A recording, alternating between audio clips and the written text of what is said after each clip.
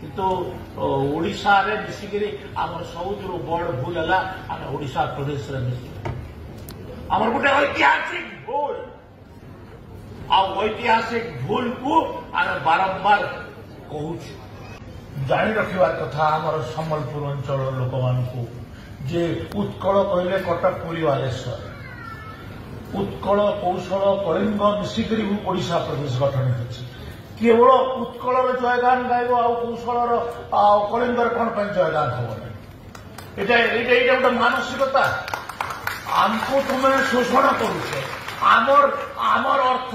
आमर खଣି आमर चाष आमर जंगल सबुथे तुम्हें आमको शोषण कल चाकरी बाकरी सबुथे आज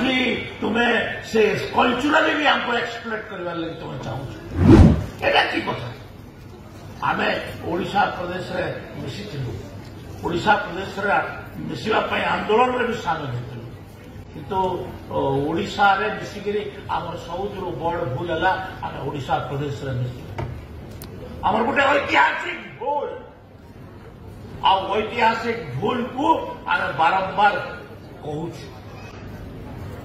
तो आज आम से कथा गुड़ाक न जाइकरी आम